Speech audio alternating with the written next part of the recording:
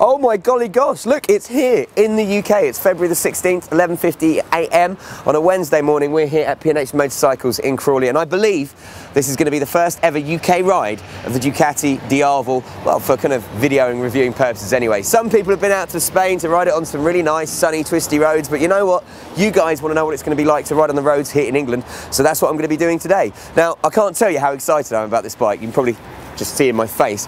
All I've read is amazing things from the last 6 months to the latest kind of news on exactly the figures it produces and everything else and how it rides. But as always here at Bike Channel, we don't take what other people say, we want to get on it and find out for ourselves. So we're going to take it out for a spin, find out exactly how cool this new machine is.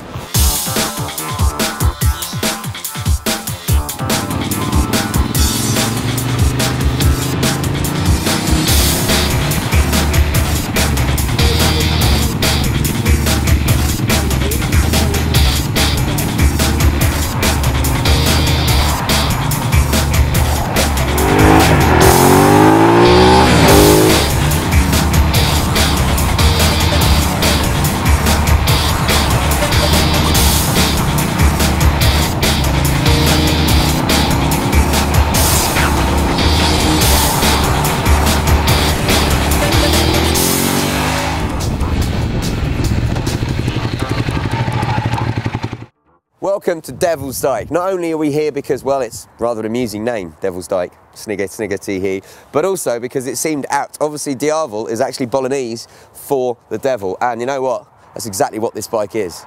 This thing is pretty much unbelievable. First up, man, just first impressions, remember, we're going to do a full review at another date. I don't think this can be classified as a cruiser. Everyone's saying it's a power cruiser, but it's not. It's in that category. It feels much more, say for instance, like a Beaking, a VMAX, along those lines, like a really uber powerful naked bike. Very upright seating position. But this has got to be one of the most polished Ducatis I've ever ridden. They finally got rid of loads of little niggling things with Ducatis that annoyed me, like for instance riding around town under 30, 40, 50 miles an hour. If you had the 1198, even a Monster, it's so lumpy. This is smooth as hell. The ECU system, a lot of people will be saying, why would you take it out of sports mode?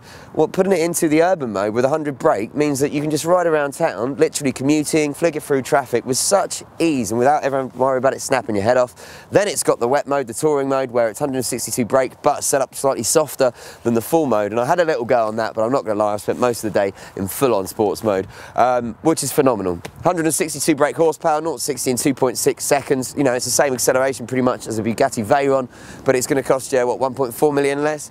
And it just feels incredible. Everything comes together, the suspension, the brakes, the ABS, the traction control. I had that kicking a couple of times on me, the big back tyre and the handling. The whole package is so refined and so polished. It's almost hard to believe it's a Ducati, if you know what I mean. You're used to having the passion with Ducatis, kind of like Alfa Romeo cars, but with a few faults.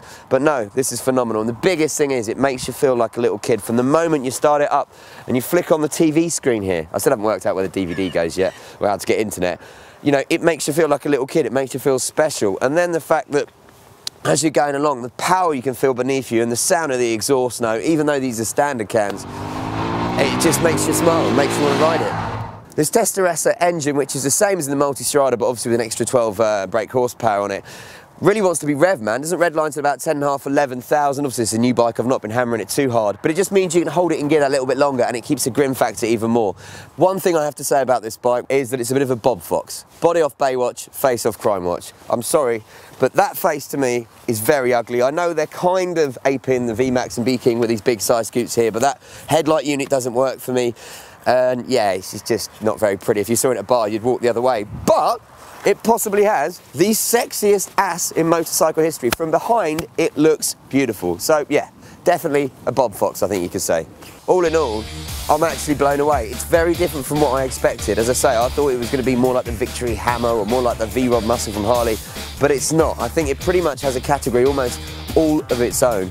And I can't wait to get on this for a little bit longer and give you my full review, which we'll be doing very shortly here on bikechannel.com. But for now, I've had one of the best days of my life on this, and I think this is a very special machine.